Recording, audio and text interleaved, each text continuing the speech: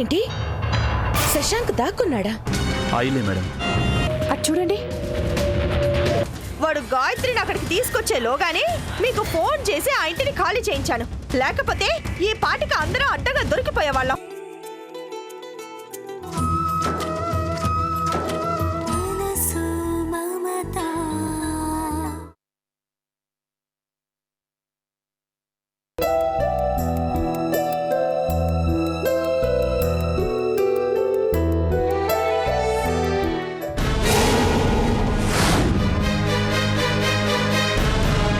నువ్వా?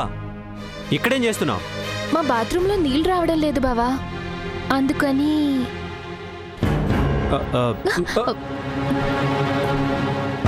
ఏంటిది? నా ప్రశ్న కూడా అదే బావా. ఏంటిది? 6 ప్యాకా 8 ప్యాకా? అబ్బా, what a macho man you are. నిజంగా మా అక్క లక్కీ బావా. పద్మా, ఇటివో. ఇంకాసేపు నీ స్టీల్ బాడీని నా కళ్ళారా చూసుకోని బావా. ఎందుకు బావా అంత కంగారు? ఓ, హక్కొస్తుందనా? పద్మా, వెళ్ళు. వెళ్ళను బావా. చిన్నప్పుడు ఆడుకున్న ఆట గుర్తుందా? అదే తాడాట, టగ్ ఆఫ్ వార్ ఆట. ఆడుకుందామా? నీ బలమెంతో నా బలమెంతో తేల్చుకుందామా? పద్మా, వద్దు. ఏంటి బావా, ఆట మొదలు పెట్టకుండానే ఆగిపోతానంటే ఎలా? కమాన్ బావా, రోషమున్న మొగాడ్లా నిలబడు. ఆట రూల్స్ తెలుసు కదా బావా. నువ్వు బలంగా లాగితే నేనొచ్చి నీ మీద పడతాను, అంటే నువ్వు గెలిచినట్టు. నేను బలంగా లాగితే నువ్వు నా మీద పడతావు, అంటే నేను గెలిచినట్టే. ఆట స్టార్ట్ చేద్దామా?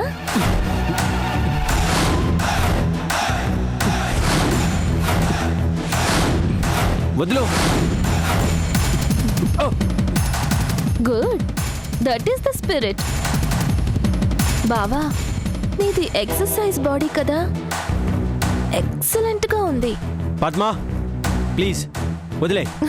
చీపాడు, ఎవరైనా వింటే అపార్థం చేసుకుంటారు బావా.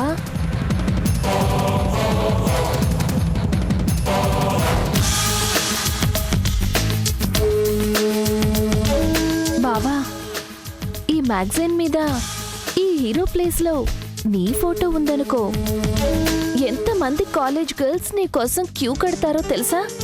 మన ఇంటి ముందు లాఠీ చార్జ్ కూడా జరగచ్చు బావా. ఏయ్ పద్మా, ఆఖరిసారిగా చెప్తున్నాను. నేను కూడా ఆఖరిసారిగా అడుగుతున్నాను బావా. ఓకే చెప్పు. అది ఈ జన్మకి జరగదు. జరగదా? జరగదు. జరగదా? జరగదు. జరగదా? జరగదు. ఏయ్, ముందు నువ్వు బయట పద. ఎట్లా? కోర్ నీ చుట్టూ తిరుగుతూ ఉంటే చులకనగా చూస్తున్నావు కదా, చెప్తా నీ సంగతి. షట్ అప్, ముందు బయట పద.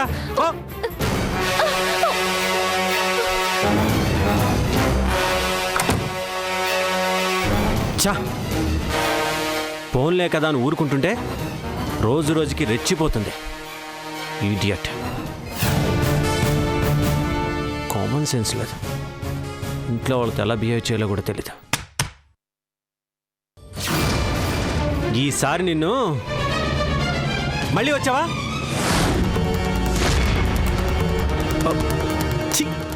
మళ్ళీ రావడం ఏంటి? అదే సూర్య, నేను వచ్చి ఇంతసేపు అయినా ఇప్పుడు వస్తున్నావా అనుపోయి ఇలా అనేశాను. భలే వారే. నాకేం తెలుసు మీరు వచ్చినట్టు. కొంచెం పిలవచ్చు కదా నన్ను. పిలిచాను సూర్య, కానీ నువ్వే. అవును, ఇదేంటి మార్నింగ్ ఇస్త్రీ చేసిన షర్టే వేసుకున్నారు కదా, ఇలా నలిగిపోయింది. నలిగిపోయిందా? ఏమో, నాకేం తెలుసు. మీకేమీ తెలీదు. ఒంటి మీద స్పృహే ఉండదు. కర్మ. సర్లే గాని ముందు షర్ట్ మార్చుకుని ఫ్రెష్ అప్ అయి కిందికి రండి.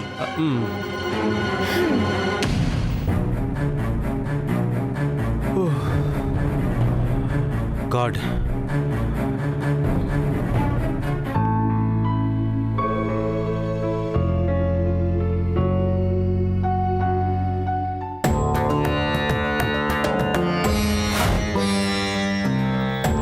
అమ్మా గాయత్రి,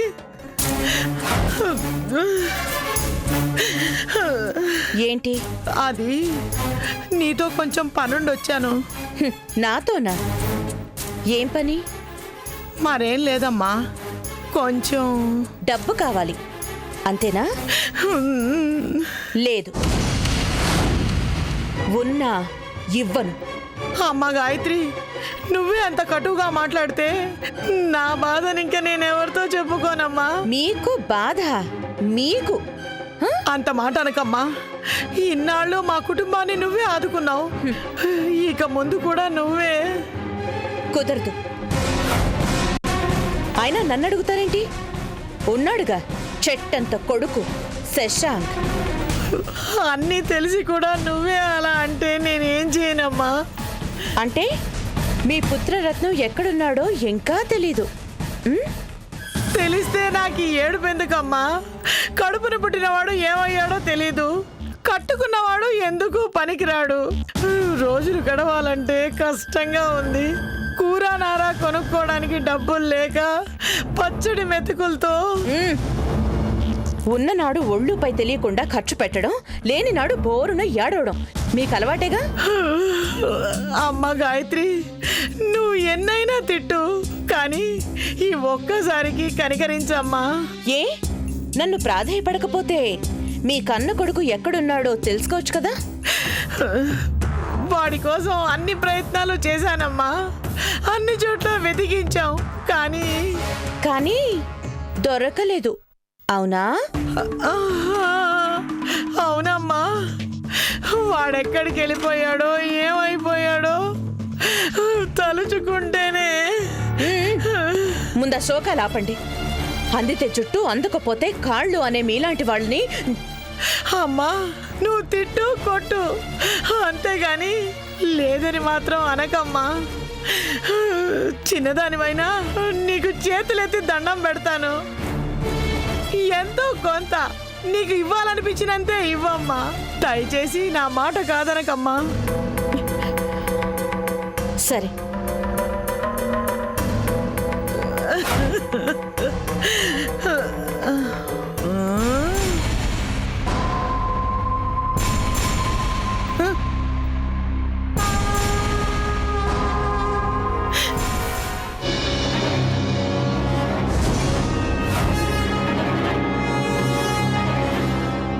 తీసుకోండి. ఆగమ్మా, నిలువునా కోసినా విశ్వాసం అనేదే లేని వాళ్ళకి ఎందుకు ఇవ్వాలమ్మా? అక్క, అక్క అక్క అని పిలుస్తూనే మీరు నాకెంత ద్రోహం చేశారో మర్చిపోతాననే అనుకుంటున్నావా?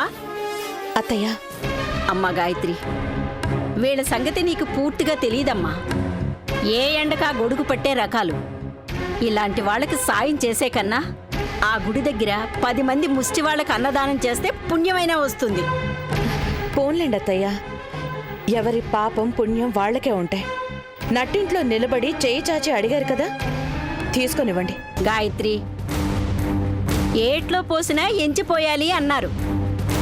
నీ మంచితనంతోనే ఇన్నాళ్ళు లెక్కా పత్రం లేకుండా వీళ్ళ మోహాన్న ఎన్నెన్ని వేలు లక్షలు పోసావో నాకు తెలుసు.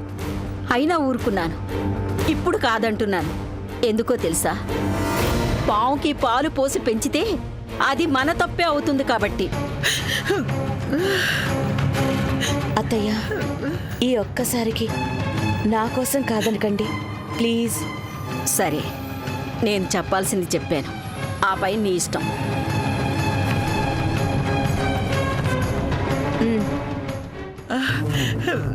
నా తల్లి, నీ మేలు ఈ జన్మలో. మాట్లాడొద్దు. వెంటనే శశాంక్ ఎక్కడున్నాడో తెలుసుకోండి. అలాగేనమ్మా. అలాగే అంటూ ఇలాగే రోజులు గడపాలని చూస్తే నేను రంగంలోకి దిగాల్సి వస్తుంది. నేనంటూ వెతకడం మొదలు పెడితే పాతాళంలో దాక్కున్నా పైకి లాగుతాను. వాడితో పాటు మీరు అందరూ ఇరుక్కుపోతారు. జాగ్రత్త. వెళ్ళండి. వస్తానమ్మా.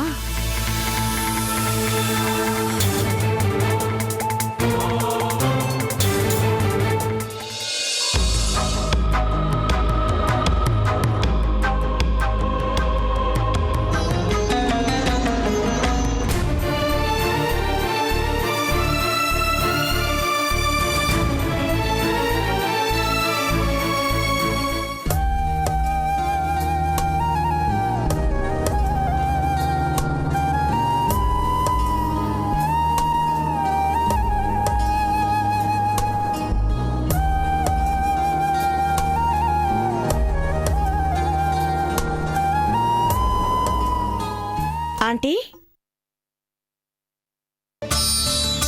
నువ్వా? ఎలా ఉన్నావమ్మా? నేను బాగున్నాను ఆంటీ, మీరెలా ఉన్నారు? ఉమ్, ఆ దేవుడి దయ వల్ల అంతా బాగానే ఉన్నాం. ఎక్కడి నుంచి వస్తున్నారు? మార్కెట్ నుంచమ్మా. ఓ, అయితే ఇంటికేగా, రండి డ్రాప్ చేస్తాను. వద్దులేమ్మా, నీకెందుకు శ్రమ? ఆంటీ ఇలా మాట్లాడితేనే నా కోపం వస్తుంది, రండి. సరే.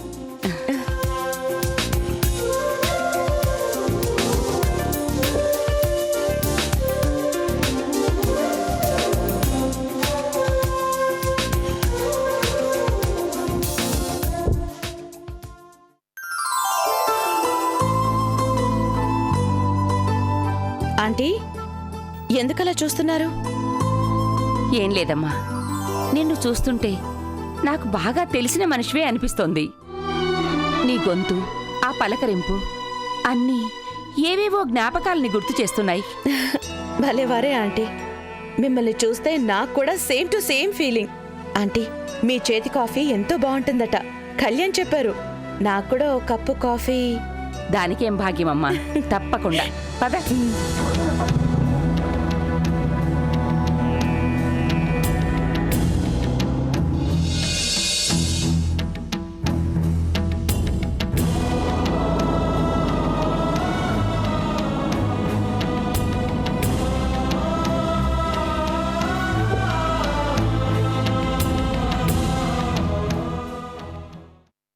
రామ్మా.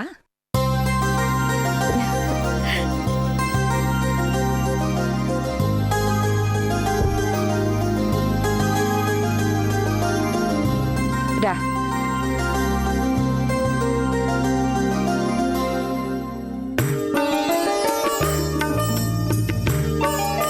సింధు, కళ్యాణ్ ఎవరొచ్చారో చూడండి. ఓ మీరా, రండి రండి. హాయ్. హాయ్. బావున్నారా? మ్మ్. ఆ రోజు తర్వాత మళ్ళీ ఇన్నాళ్ళకు కనిపించారు.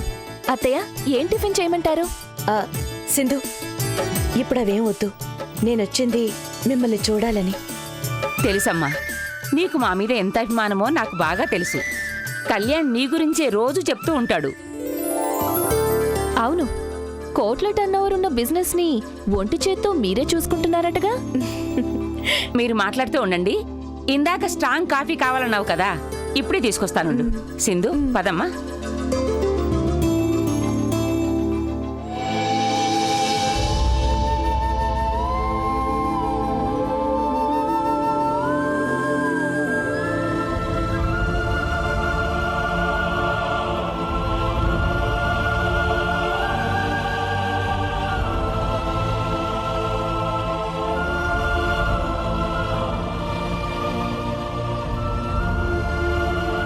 సారీ, వాళ్ళెవరికి నిజం తెలీదు.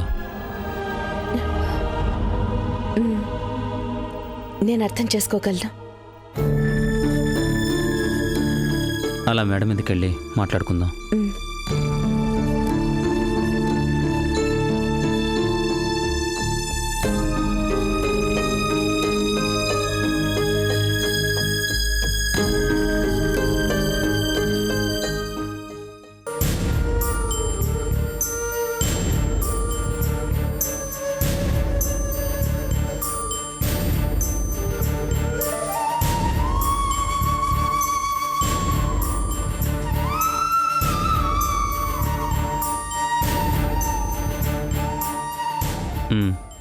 ఇప్పుడు చెప్పు, ఎలా ఉంది గాయత్రిగా నీ కొత్త జీవితం?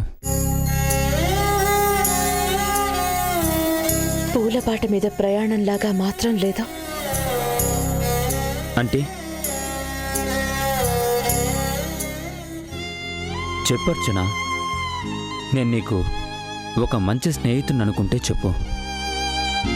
ఏం చెప్పను కళ్యాణ్, ఎలా చెప్పను? నా పరిస్థితి పగవాళ్లకు కూడా రాకూడదు.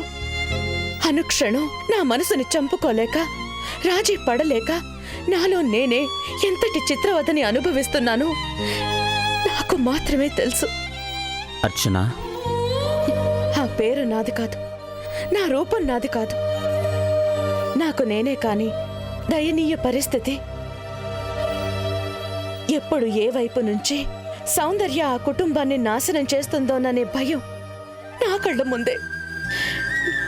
నా భర్త ఒక ఒక డ్రైవర్గా పనిచేస్తుంటే చూసి తట్టుకోలేక ఎప్పుడు బయట పడిపోతానేమోననే భయం. నా రాక కోసం నా చెల్లెలు సూర్య, నా మరిది కృష్ణ 1000 కళ్ళతో 1,000,000 ఆశలతో ఎదురు చూస్తున్నారని తెలిసి కూడా ఏమీ చెయ్యలేని దుర్బలత్వం. నా కళ్ళ ముందే కుమిలిపోతున్నా నా కన్న వాళ్ళని ఓదార్చలేని దౌర్భాగ్యం. చివరికి సుమంగళినై ఉండి కూడా పసుపు కుంకుమలకి నోచుకొని నిస్సహాయమైన స్థితి. ఏం బతుకునాది కళ్యాణ్.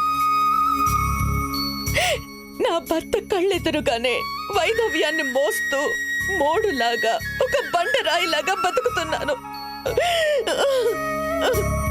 అర్చన, నీ బాధ నాకు అర్థమైంది. గాయత్రిగా నువ్వు ఆ ఇంట్లో లేకపోతే ఆ కుటుంబం చెల్లాచెదురైపోతుంది. అర్చనగా నువ్వు నీ ఇంటికి వెళ్ళకపోతే నీ చెల్లెలి బతుకు ఎడారిలా మారిపోతుంది. అంతేగా? అంతే కళ్యాణ్. అంతే లేని నా కన్నీటి కథకి ముగింపే లేదు, లేనే లేదు. ఉందర్చన, కళ్యాణ్, ఈ సమస్యకి పరిష్కారం నీ చేతుల్లోనే ఉంది. నా చేతుల్లోనా? అవును. అర్చనగా నువ్వు నీ ఇంటికి వెళ్ళలేవు, కానీ పావని స్నేహితురాలు గాయత్రీదేవిగా నువ్వు ఆ ఇంటికి ఎప్పుడైనా వెళ్ళొచ్చు. పెళ్లి చేసుకొని కూడా అన్ని సంతోషాలకి దూరమై ఒకే ఇంట్లో ఉంటూ దూరంగా బతుకుతున్న నీ చెల్లెల్ని మరుదిని కలిపే ప్రయత్నం చేయొచ్చు.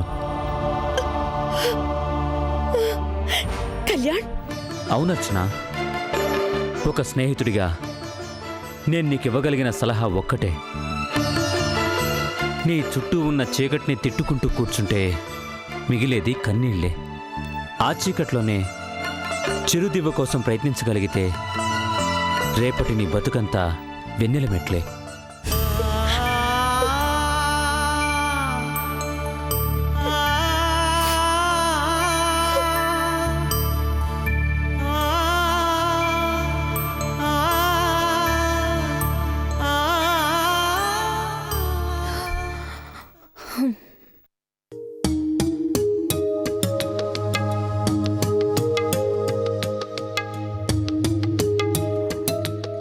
సూర్య, ఇలా ప్రతి శనివారం అంత దూరం ఉన్న గుడికి వెళ్ళి రావడం కష్టం కదా? మొక్కుకొన్నాక ముడుపు కట్టాక ఎంత దూరమైనా కష్టమైనా సరే వెళ్ళి తీరాలి. నిజమే, కానీ ఇలా దీక్ష పడితే మీ అక్క కనిపిస్తుందని ఎవరు చెప్పారు? ఆ దేవుడి మీద నమ్మకం ఉన్నవాళ్ళు, కోరిన కోరికలు తీరిన వాళ్ళు. అచ్చిన వదిన కోసం ఎన్ని ప్రయత్నాలు చేస్తున్నా ఫలితమే కనిపించట్లేదు. అందుకే మనిషి చేతుల్లో ఏదీ లేనప్పుడు ఆ దేవుడి మీదే భారం వేయాలి. చేపట్టిన దీక్షని విడవకుండా మనస్ఫూర్తిగా వేడుకోవాలి. ఇప్పుడు నేను చేస్తుంది కూడా అదేనండి. ఆ దేవుడు కరుణిస్తాడు, అక్కని నాకు కనిపించేలా చేస్తాడు. నాకు ఆ నమ్మకం ఉంది పూర్తిగా. నిజంగా ఆ రోజు కనుక వస్తే అంతకన్నా సంతోషించేది ఇంకేముండదు. సూర్య, నేను గుడి దగ్గర డ్రాప్ చేసి నేను ఆఫీస్కి వెళ్తా. సరే.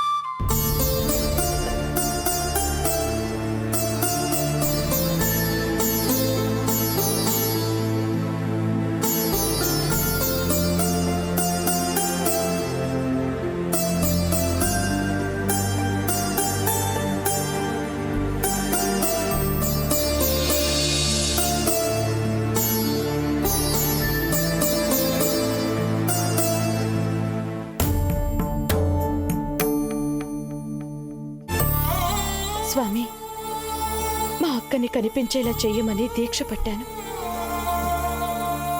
ప్రతి శనివారం క్రమం తప్పకుండా నీ సన్నిధికి వస్తూనే ఉన్నాను.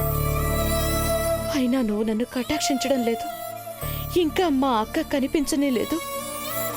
ఏడుకొండలవాడ వెంకట్రమణ, ఇప్పటికైనా ఈ దీనురాల్ని కనికరించు.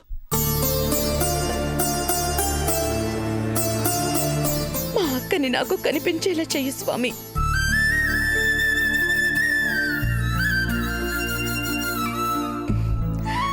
అక్క,